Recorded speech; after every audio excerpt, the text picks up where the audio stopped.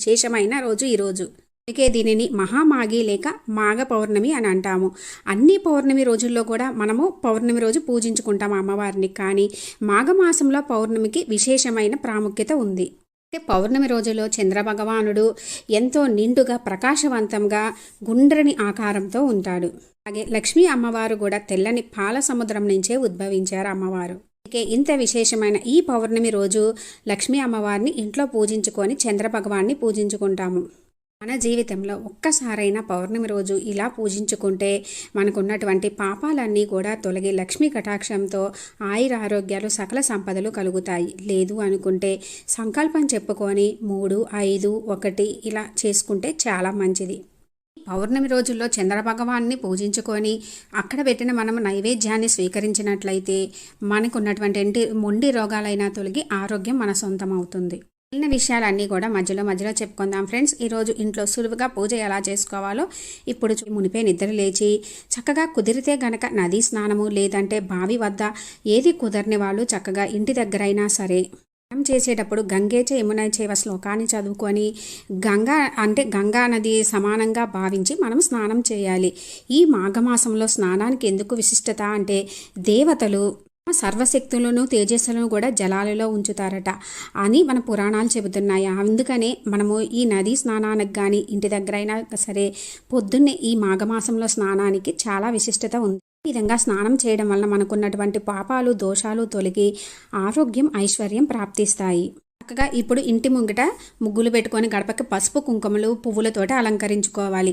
మనం చేసుకునేది లక్ష్మీ అమ్మవారి పూజ కాబట్టి ఇంటి ముంగిట కలకల్లాడుతూ ఉంటేనే అమ్మవారి ఇంట్లోనే వచ్చి తిష్ట వేసుకొని కూర్చుంటారు. మనము కూడా నిండుగా తయారవ్వాలండి. ఎందుకంటే అమ్మవారు లక్ష్మీ కళ ఉట్టిపడేట్లు ఎవరైతే ఉంటారో ఆ ఇంటికి అమ్మవారు వస్తారు కాబట్టి చక్కగా నుదుటిన కుంకుమ, తాళికి పసుపు కుంకుమ, కాళ్ళకి చక్కగా పసుపు రాసుకొని చేతి నిండా గాజులు వేసుకొని చక్కగా చీర కట్టుకోవాలి. ఇంకా మనము ఈరోజు చేసుకునే పూజ సాయంత్రం వేళలో చేసుకోవాలండి. ఉదయం నుంచి ఎలా చేసుకోవాలనేది చెబుతున్నాను. ఇప్పుడు ఇంట్లో మామూలుగా యథావిధిగా నిత్య దీపారాధన చేసుకోవాలి. నిత్య దీపారాధన చేసుకున్న తర్వాత ఉపవాసం అయితే ఉండాలండి. సాయంత్రం పూజ చేసుకోవడానికి ఉండలేని వాళ్ళు ఏవైనా ఫ్రూట్స్ కానీ జ్యూసెస్ కానీ తాగవచ్చు. ఇంకా అంతగా ఉండలేని వాళ్ళు గోధుమలతో చేసినటువంటి ఉప్మా అలాంటివి ఏమైనా తినవచ్చు. పొద్దునంతా ఉపవాసం ఉంటాము కదండి. కుదిరితే దగ్గరలో ఉన్న ఆలయానికి వెళ్ళి ఆలయ దర్శనం చేసుకుంటే చాలా మంచిది. మధ్యాహ్నం పూట నిద్రపోకూడదు, మేల్కొనే ఉండాలి. చక్కగా సాయంత్రం ఈ పూజ 6 తర్వాత చేసుకోవాలి. ఇంకా ముఖ్యంగా చంద్రభగవానుడు దర్శనం వచ్చిన తర్వాతనే మనం ఈ పూజ స్టార్ట్ చేసుకుంటే చాలా మంచిది. ఇల్లు కూడా శుభ్రం చేసుకొని మళ్ళీ మనము స్నానం చేసి మళ్ళీ స్నానం అంటే తల స్నానమే చేయాలనే డౌట్ వస్తుంది. వాష్రూమ్కి అలా ఏమీ వెళ్లకుండా ఉంటే మామూలు స్నానం చేస్తే సరిపోతుంది.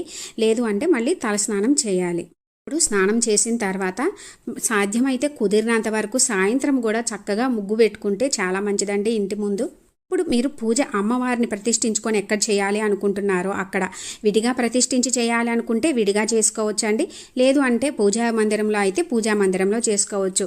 ఇంకా మీకు గనక ఇంకా మంచిగా చేసుకోవాలనుకుంటే ఇంట్లో తులసి కోట వద్ద చంద్రకిరణాలు పడే దగ్గర లక్ష్మీ అమ్మవారిని కూడా పెట్టుకొని పూజించుకున్నట్లయితే ఇంకా చాలా విశేష ఫలితాలు కలుగుతాయి. పూజా రూమ్లోనే చేసుకుంటున్నాను ఫ్రెండ్స్.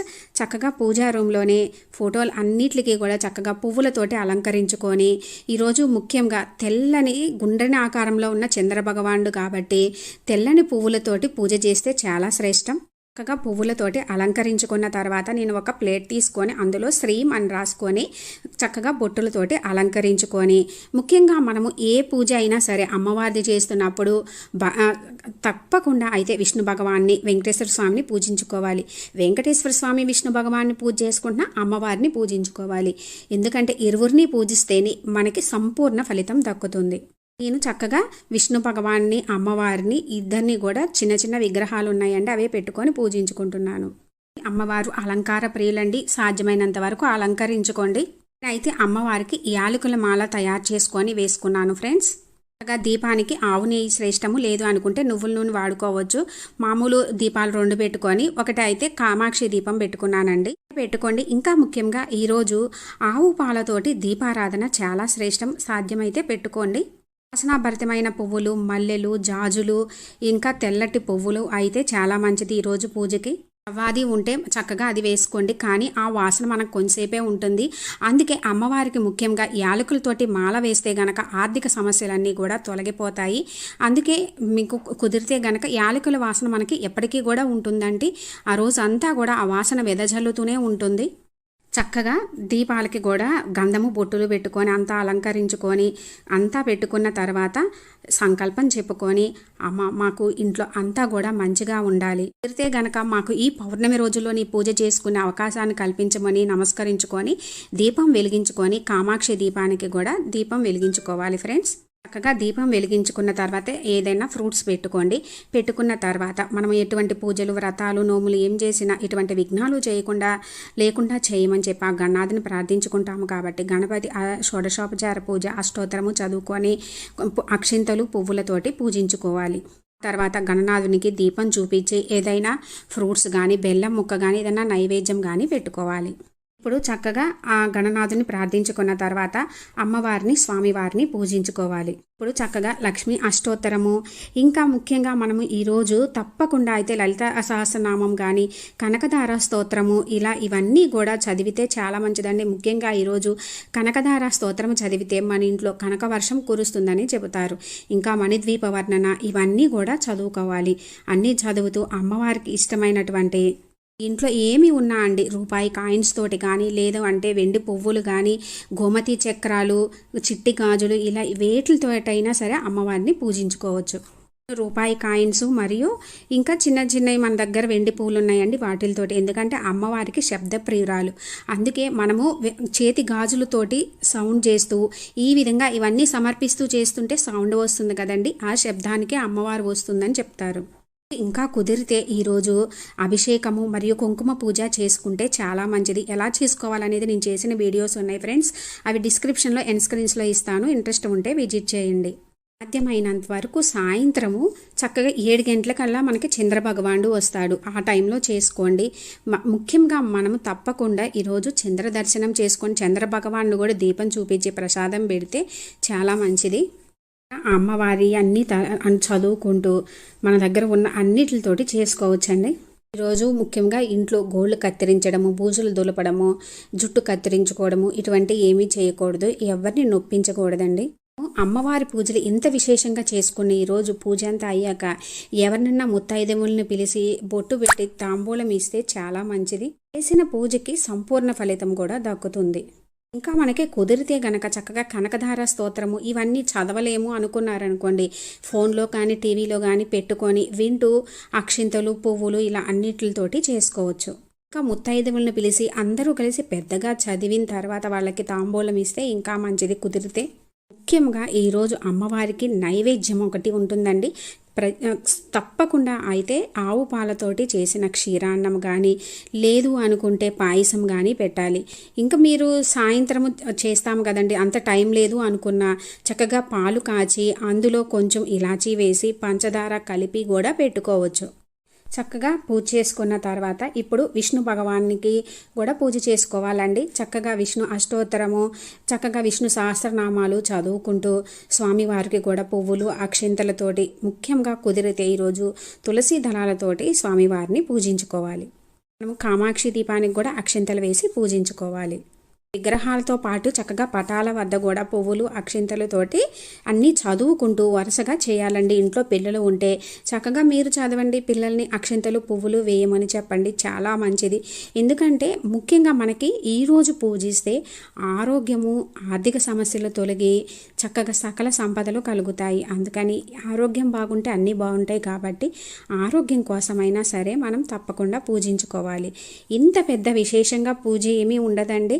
చక్కగా దీపం పెట్టుకొని చక్కగా అమ్మవారికి స్వామివారికి పూజించుకొని చంద్రభగవాన్ని దర్శనం చేసుకొని చంద్రభగవాన్ని పూజించుకున్నా మనకి అంతా మంచి జరుగుతుంది.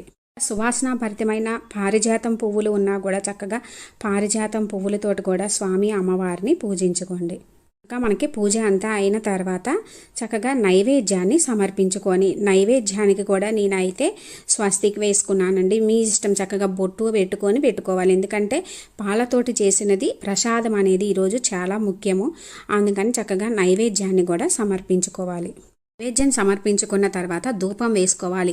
ముఖ్యంగా ఈరోజు ఈ పౌర్ణమి రోజు సాయంత్రం వేళలో చక్కగా మనము దేవుని ముందు ధూపం వేసుకున్న తర్వాత ఇల్లంతా కూడా ధూపం చూపించి చక్కగా మనకి దొరుకుతున్నాయి అండి ధూపంవి పెద్ద పెద్దవి ఈ చక్కగా టైప్లో దొరుకుతున్నాయి. బాగా వేస్తే పొడి కూడా ఇస్తున్నారు. ఇల్లంతా కూడా చూపిస్తే ఇంట్లో ఉన్నటువంటి ఎనర్జీ అంతా కూడా పోయి అంతా కూడా ప్రశాంతంగా ఉంటుంది. అందుకని తప్పకుండా సాధ్యమైనంత వరకు ధూపం ఇల్లంతా కూడా వేసుకోండి. రోజనే కాదండి, శుక్రవారాలలో ఇలా మిగిలిన రోజుల్లో కూడా ఇల్లంతా కూడా ధూపం వేస్తే చాలా అంటే చాలా మంచిది. చక్కగా ధూపదీప నైవేద్యాలు సమర్పించుకున్న తర్వాత కొబ్బరికాయ కొట్టుకొని, అంటే కొట్టుకునే వాళ్ళు చక్కగా కొబ్బరికాయ కొట్టుకుంటే మంచిదండి. కొబ్బరికాయ కొట్టుకొని ఇప్పుడు చక్కగా హారతి ఇచ్చుకోవాలి. హారతి ఇచ్చుకునేటప్పుడు స్వామివారికి అమ్మవారికి సంబంధించిన పెద్దగా చదువుతూ ఇచ్చుకుంటే మంచిది. మనము పూజలో పెట్టుకున్న యాలకులను అయితే చక్కగా ఈరోజు కదిలించాం కదండి, తర్వాత రోజు తీసిన తర్వాత మనం ఇంట్లో ఎందులో అయినా లేదా ప్రసాదం చేసి అందులో వాడుకోవచ్చు. లేదంటే ఇంట్లో మనము తినే పదార్థాలలో అంటే నాన్ వెజ్ కాకుండా వెజ్ ముట్టకూడదు. చక్కగా ఇప్పుడు హారతి ఇచ్చుకోవాలి. లక్ష్మీం క్షీర సముద్ర రాజతనయాం శ్రీరంగధామేశ్వరీం దాసీభూత సమస్త దేవవనితాం లోకైక దీపాంకురం.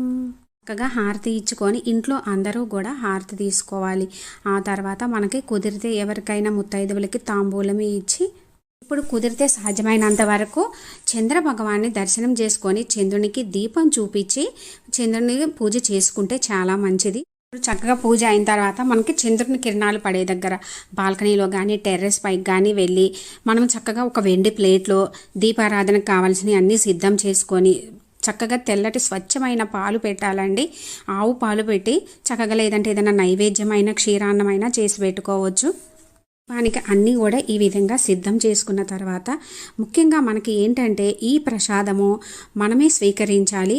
ఈ పౌర్ణమి రోజు మనము కిరణాలు పడిన ఈ నైవేద్యాన్ని స్వీకరించడం వలన మనకి ఎటువంటి అనారోగ్య సమస్యలు ఉన్నా కూడా తొలగి ఆరోగ్యం చేకూరుతుంది.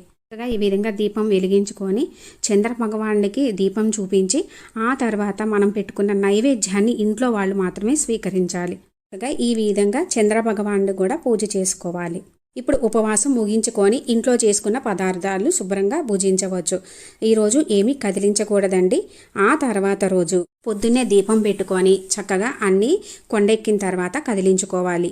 యాలకుల మాల అయితే ఇంట్లో మనం వాడుకోవచ్చు. ఈ పువ్వులు ఇవన్నీ కూడా చక్కగా మనము ఏదన్నా కాలువలో కానీ ఎవరైనా తొక్కని ప్లేస్లో కానీ వేయాలి. మనం వాడుకున్నటువంటి రూపాయి కాయిన్స్ ఇవన్నీ కూడా క్లీన్ చేసుకొని మళ్ళీ అమ్మవారి పూజలకి యథావిధిగా వాడుకోవచ్చు. మనం పూజలో వాడిన తులసిని అయితే మనము చక్కగా ప్రసాదంలాగా తినవచ్చండి. లేదు అనుకుంటే వాటర్లో వేసుకొని తాగవచ్చు. తెలిసిందే, ఆరోగ్యాలు సకల సంపదలు ఆర్థిక సమస్యలు తొలగే విశేషమైన లక్ష్మీ అమ్మవారి అనుగ్రహం కోసము చంద్ర భగవాన్ అనుగ్రహం కోసం చేసుకునే మాఘ పౌర్ణమి పూజ నాకు తెలిసిందంతా కూడా మీతోటి షేర్ చేసుకున్నాను ఫ్రెండ్స్. నా వీడియో మీకు కొంచెమైనా యూజ్ అయినట్లు అనిపిస్తే లైక్ చేయండి, షేర్ చేయండి, కామెంట్ చేయండి, సబ్స్క్రైబ్ చేసుకోండి. పక్కనే ఉన్న బెల్ ఐకాన్ క్లిక్ చేసినట్లయితే నేను అప్లోడ్ చేసిన ప్రతి వీడియో కూడా మీకు నోటిఫికేషన్ వస్తుంది ఫ్రెండ్స్. మాఘ పౌర్ణమి రోజు భక్తి శ్రద్ధలతోటి మనస్ఫూర్తిగా ఆ అమ్మవారిని పూజించుకొని లక్ష్మీదేవి అనుగ్రహంతో ఆయుర ఆరోగ్యాలు సకల సంపదలు కలగాలని కోరుకుంటున్నాను ఫ్రెండ్స్. Thanks for watching.